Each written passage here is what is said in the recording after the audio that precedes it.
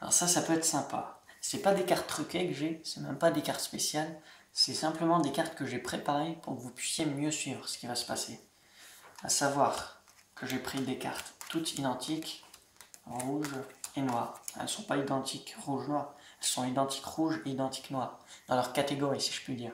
Et ce qui va se passer, c'est simplement un jeu de voyage entre les couleurs, mais pas les valeurs. Parce qu'il y a un moment, je prenais des cartes ordinaires d'un jeu normal, et on voyait dame de carreau, valet de pique, 10 de pique, dame de trèfle. Bon, ça se confondait un peu. Là, comme ils sont tous identiques, on a juste à se concentrer sur rouge et noir. Donc, j'ai pas triché, hein. On a ici rouge et la noire. Et on va simplement alterner. Mais vraiment, je triche pas. Donc, si on récapitule ce qui est passé, simplement j'ai mis noir, rouge, noir, rouge, noir, rouge, noir et rouge. C'est tout ce que j'ai fait. Pourtant, si on prend une noire du dessus, qu'on la met sous le paquet, et qu'on sépare à 4, il peut se passer un phénomène assez étrange, savoir que toutes les noires sont réunies. Et si on a les noirs d'un côté, on a les rouges. On peut encore mélanger. Là, je mets bien à chaque fois les noirs intercalés avec les rouges, très nettement. Et si on sépare juste à 4, et qu'on fait ça, on peut avoir les rouges d'un côté et les noirs. Ce qui n'est pas possible si on réfléchit bien. Donc on a bien vu les noirs sur les rouges.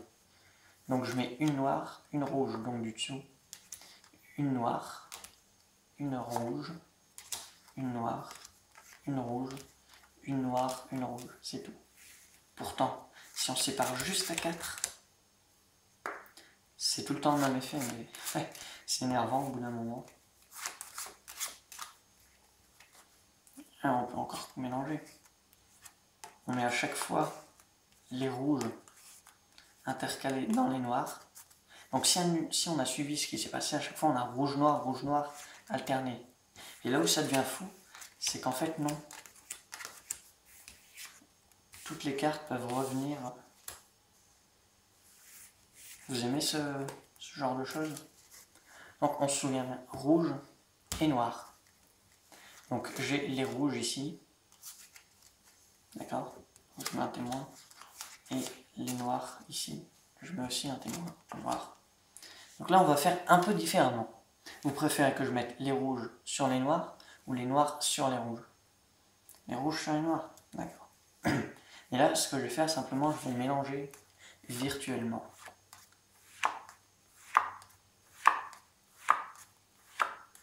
Là, normalement, si on croit un peu en la magie, on peut avoir, voilà.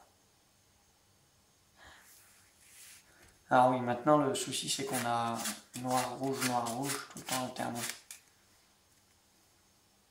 Mais c'est pas vraiment un problème en soi. Il suffit de mettre les cartes comme ça. Je suis obligé de faire ce truc un peu bizarre. Mais ça permet de se retrouver à nouveau avec les rouges d'un côté et les noirs de l'autre. Merci beaucoup.